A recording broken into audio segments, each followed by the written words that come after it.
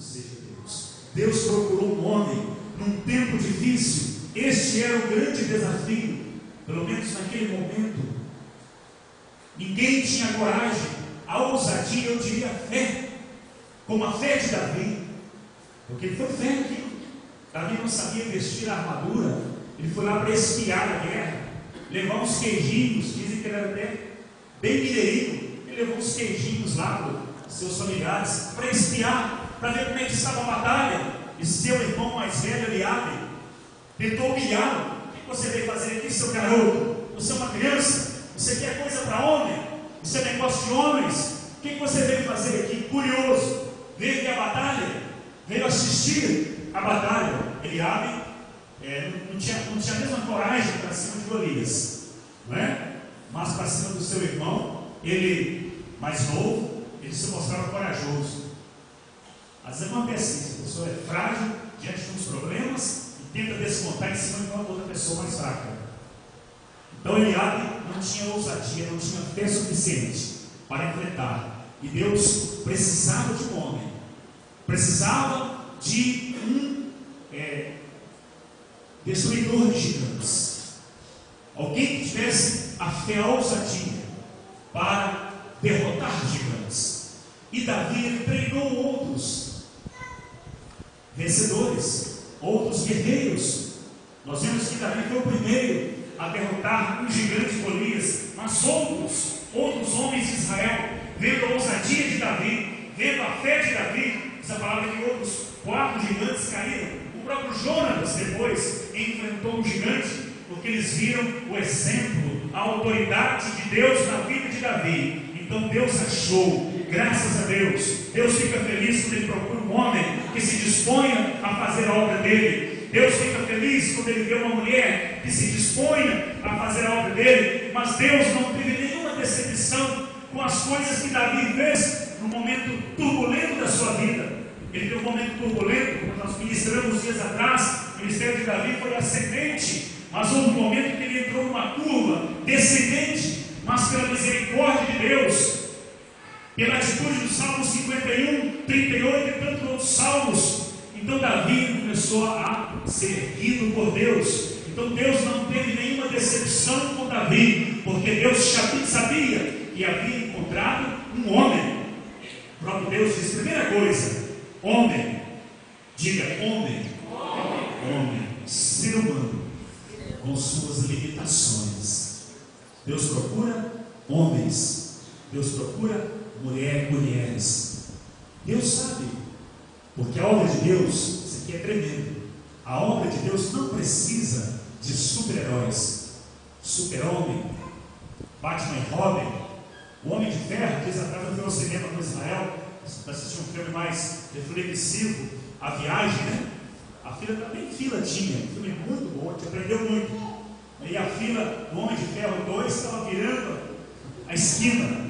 Eu quero ver também, nada contra. Já assisti Homem-Aranha 1, 2, Senador do Futuro, 1, 2, 3, assisti tudo, gosto. Quero ver o Homem de Ferro. Mas eu optei para ver o filme Estrada, que eu achei muito interessante. Não é? Então eu quero dizer o seguinte, que a obra de Deus não precisa de super-heróis, mas de um Senhor chamado Jesus Cristo, o Rei dos Reis, o Todo-Poderoso. Um projeto que tem Jesus não precisa de super-heróis. Jesus é suficiente, Jesus basta, Jesus satisfaz, Ele é o Todo-Poderoso. A obra de Deus precisa de homens, precisa de mulheres que confiem naquele que é infinitamente maior do que um super-herói, Jesus Cristo.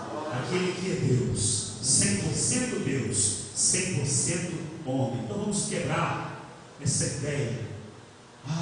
Deus só vai me usar se eu falar bem, se eu me apresentar bem, se eu tiver essa aparência.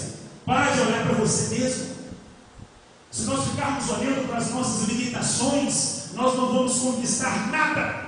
Nós vamos afundar a cada dia. Mas se nós olharmos para Deus, nós andaremos acima das circunstâncias. O mar se abrirá diante de nós. E se o mar não se abrir, nós vamos caminhar sobre as águas, como diz o cântico.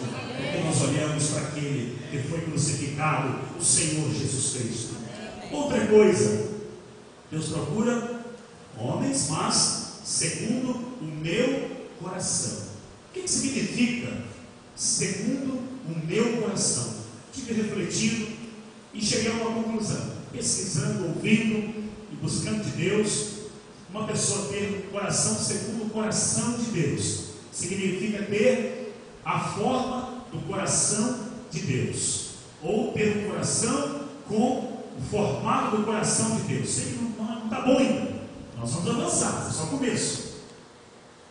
Então esse é o princípio, ter um coração com o formato do coração de Deus.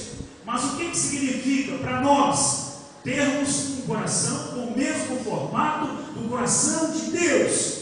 Significa sentir como Deus sente, pensar como Deus pensa, agir como Deus age. E para sentir como Deus sente, pensar como Deus pensa e agir como Deus age, é preciso ter intimidade com Ele. Isso é para quem anda com Ele, é para quem caminha com Deus. E Davi, ele amava a presença de Deus. Leia todos os salmos de Davi e você vai perceber que é um homem que tinha intimidade com Deus. Todos os salmos, todos eles demonstram ou são palavras ou são expressões de alguém que verdadeiramente teve intimidade com Deus. Porque Davi, de fato, ele sentia como Deus sente, ele pensava como Deus pensa, e ele agia como Deus age. E no Salmo 51, versículo 11, ele amava tanto a presença de Deus, que quando ele pegou, ele dizia: não me repulses da tua presença, nem me retires o teu Espírito Santo, ou o teu Santo Espírito, como estava no texto. Não me repulse, ou seja, não me rejeite, ó Deus, não me expulse da tua presença. Deus, eu preciso, eu amo a tua presença, eu quero a tua presença, eu busco a tua presença, e não retire de mim o teu Santo Espírito, porque ele sabia que a habitação do Espírito Santo na sua vida era a garantia da presença de Deus. E eu quero dizer para você que o Espírito Santo habita na sua vida. Ele habita na sua vida, ele é o selo, ele é a garantia de que a presença de Deus é real na sua vida. Nós precisamos dar lugar ao Espírito Santo. Então Davi, ele tinha um coração que pulsava, conforme pulsava o coração de Deus. É isso que é ter um coração segundo o coração de Deus, é ter intimidade com Deus. Sem intimidade nós não podemos ou jamais teremos um coração segundo o coração de Deus. Isso tem que ser buscado, tem que ser trabalhado. Se precisar chorar na presença de Deus, chore, abra a palavra, leia a palavra de Deus, estude, tire um tempo a sós com Deus. Pastor Cláudio, que ministrou domingo passado lá de Virgem da Lapa, pelo telefone, nós conversamos antes, nós sabíamos que ele estaria conosco no último fim de semana, e ele já veio preparado para ministrar a palavra. Ele me falou assim: olha pastor, eu tenho visto, graças a Deus, a sua recuperação, tenho visto como o pastor tem superado as lutas, esse momento difícil. Mas eu quero dizer uma coisa para você, que você é um guerreiro, mas no seu momento a sós com Deus, no seu momento a sós, quando você trancar o seu quarto, tira a armadura, e tenha seu momento a sós ali com Deus, sem armadura. Que interessante, irmãos. Se lermos Efésios capítulo 6, nós vamos concluir que a armadura tem que ser colocada de manhã. Você já reparou que a maioria dos cristãos, eles saem, passam um dia difícil, um dia de luta, batalham sem armadura, e na hora de dormir, quando os guerreiros irão descansar, é que eles colocam a armadura. Aí já é quase meia-noite, eu tenho que orar, eu tenho muita coisa para pôr em dia, minha hora de Gideão eu não cumpri, e eu vou ter que fazer o Senhor, vou fazer bem resumidinho aqui, em 5 minutos, me perdoa, Senhor.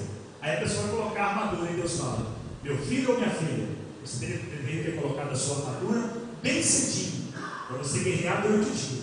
Agora não é hora de usar a armadura, a hora é do guerreiro ou da guerreira descansar. Tira essa armadura aí, tira. Vai dormir de armadura. Imagina alguém dormir de armadura.